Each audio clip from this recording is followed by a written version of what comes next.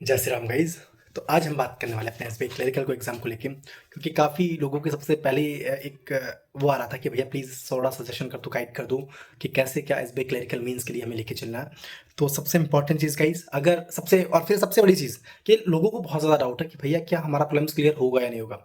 तो गाइज अगर आप मेरे को लगता है कि अगर आपके 75 प्लस माइनस 2 3 है तो इजीली आपको 99% चांसेस है आपके प्रॉब्लम्स क्लियर हो जाएगा और आपको मेंस की तैयारी करनी चाहिए।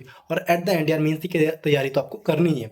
तो अकॉर्डिंग टू मी आपको एसबीआई क्लरिकल मेंस के लिए ये चीज़ तैयारी करनी चाहिए, आपको छोड़ना नहीं चाहिए। सबसे दूसरी बात इंपॉर्टेंट चीज़ कि जो ये चीज़ है, ये वीडियो है, थोड़ा सा लंबा होने वाला है, थोड़ा लंबा होगा। तो प्लीज़ इस वीडियो को एंड तक देखें अगर आपको पूरा चाहिए कि मैं मैथ्स रीजनिंग इंग्लिश क्वांट कब को कैसे सब जगह को क्या पढ़ना कैसे क्या करना है। तो प्लीज़ वीडियो थोड़ा लंबा देखिएगा। सबसे इंपॉर्टेंट चीज़, जिन लोगों का अभी 8 तारीख को S B I P U means है, प्रीलिम्स है सॉरी, तो वो लोग अभी के लिए ये मीन्स वाले स्ट्रेटजी अभी छोड़ दें। अभी पूरा अपना time S B I P O prelims पे दें और जैसे ही आपका एग्जाम खत्म हो जाता है उसके बाद अपनी मेंस की प्रिपरेशन स्टार्ट कर दें।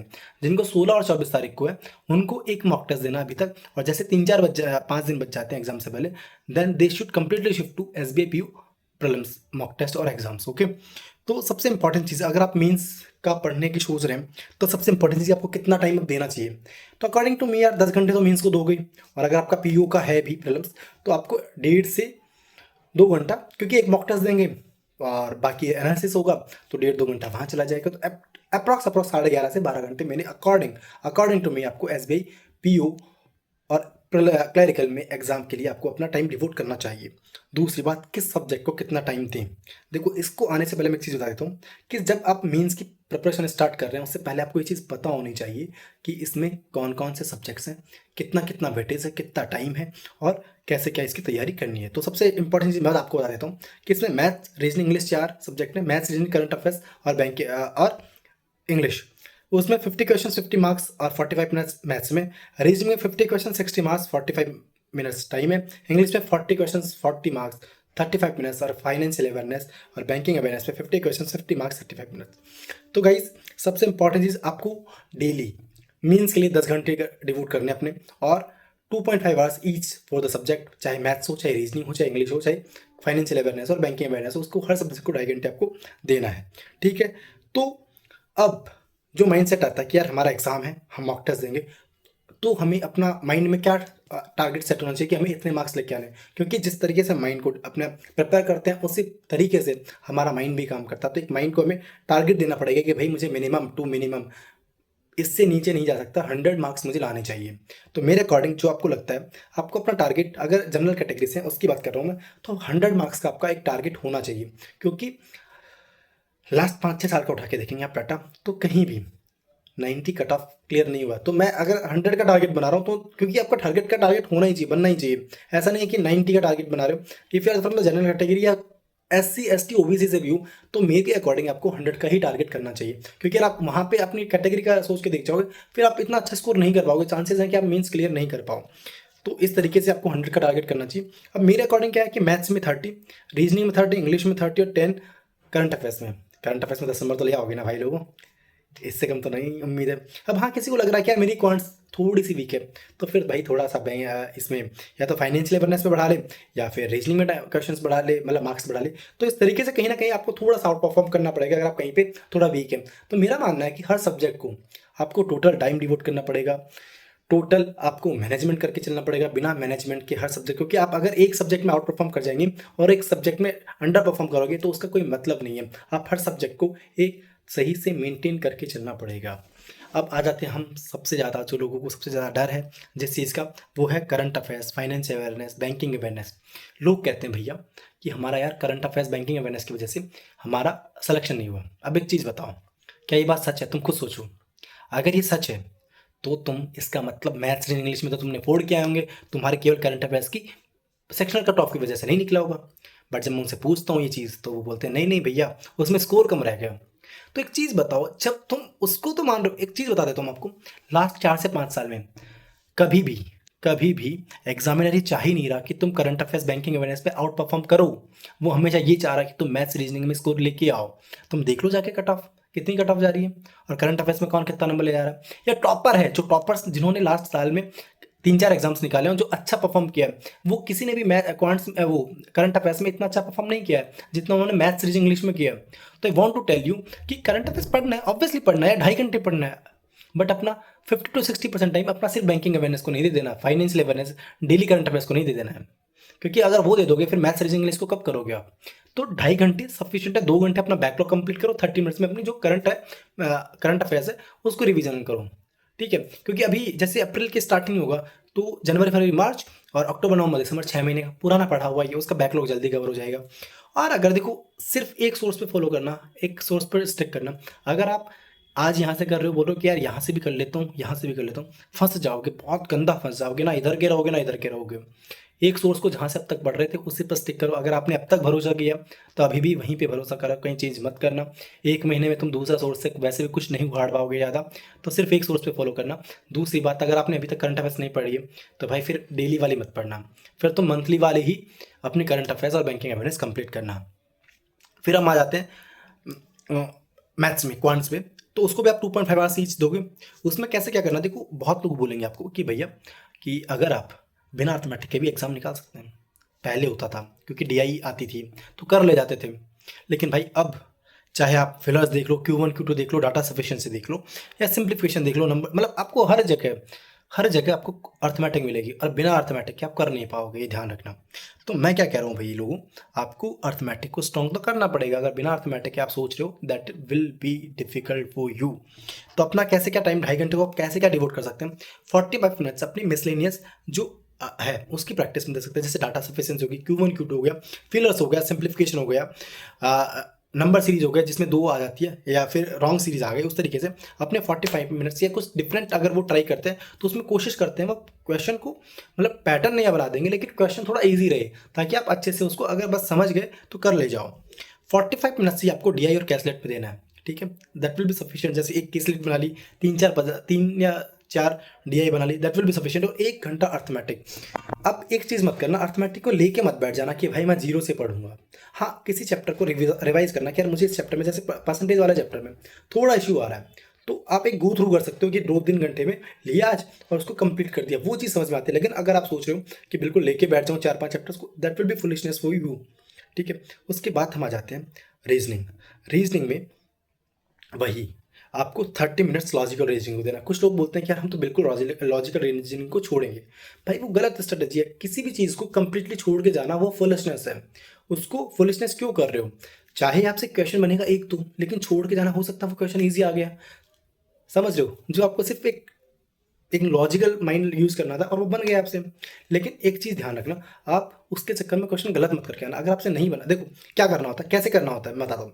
लॉजिकल रीजनिंग आपने पढ़ी, प्रैक्टिस करी, अगर आपको लग रहा है यहाँ पे जैसे 10 क्वेश्चन कर रहे हो तो 7-8 क्वेश्चन सही बन जा रहे हैं, तो तुम वहाँ पे फिर कॉन्फिडेंट होकर जाओगे और क्वेश्चन बना दोगे। लेकिन तुमने यहाँ पे मान लो 1 महीना प्रैक्टिस करी और तुम वहाँ पे मान लो 10 क्वेश्चन में से 5 क्वेश्चन 4 क्वेश्चन सही कर रहे हो, फिर वहाँ ट्राई करना, इसके स्किप कर दो, फिर वहाँ पे तुम अपना अलग करने की कोशिश मत करना कि नहीं यहाँ पे मेरे 5 के 5 क्वेश्चन सही हो जाएंगे। बाकी 1 घंटा जो आपके मिसलेनियस रीजनिंग है, जैसे इनपुट आउटपुट हो गया, कोडिंग डिकोडिंग हो गया, कोडेड ब्लड रिलेशन हो गया, डिस्टेंस डायरेक्शन हो गया, सिलॉक्स हो गया, इनइक्वालिटी हो गई, या कुछ डिफरेंट आ गया, वो एक चीज़ ध्यान रखना, अगर कुछ डिफरेंट पैटर्न आएगा वो इसी आएगा, ये ध्यान रख के चलना, बस उसका कॉन्सेप्ट समझना रहेगा। तो इस चीज़ को ध्यान रखना, 1 घंटा अपने मिसलेनियस को देना, काफ़ी अच्छे से कवर कर ले जाओगे। 30 मिनट्स लॉजिकल रीजनिंग और 60 मिनट्स में पजल। अब पजल में एक चीज़ ध्यान रखना, जब आप प्रैक्टिस करते हैं, जैसे आपने मॉक उठाया या सेक्शनल मॉक टेस्ट दिया, तो वहाँ पे 4 या 5 पजल होंगी, तो कोई सी भी पजल देखी उठाई शुरू मत कर देना। आप प्रैक्टिस करोगे, आपको आइडिया लग जाता है ये आपसे बनेगी या नहीं बनेगी। अगर टाइम नहीं मिल पा रहा, 45 मिनट्स विल गेट, तो लॉजिकल रीजनिंग में मुश्किल से 5-7 मिनट लगेंगे। उसके बाद 15-20 मिनट आपको मिसलेनियस रीजनिंग में मिलेंगे, फिर भी आपके पास ऑलमोस्ट 20 मिनट मिलेंगे आपको पजल्स करने के लिए। अगर वहाँ से आप 2 पजल बना लोगे ना भाई, 2 puzzle, that will B worth, और 10 मिनट में एक पजल बन जाएगी इजीली, ठीक है। बस आपको चाहे 2-2 मिनट लो पजल सेलेक्ट करने में, लेकिन ट्राई करो, कोशिश करो, और वो कब आएगा, जब आप यहाँ पे प्रैक्टिस करोगे, तब वो चीज़ आपके अंदर आएगी कि हाँ ये मैं उठा रहा हूँ, तो उसका पहले पढ़ ली कंडीशन वंडीशन फटाफट स्पीड से, क्योंकि स्पीड इतनी हो जाती है, फटाक से पढ़ लेते हो, and then you get to know कि कौन सी पजल बनानी है 4 या 5 पजल में से। सिलेक्शन ऑफ द पजल्स और selection of the question will matter a lot in the mains exam.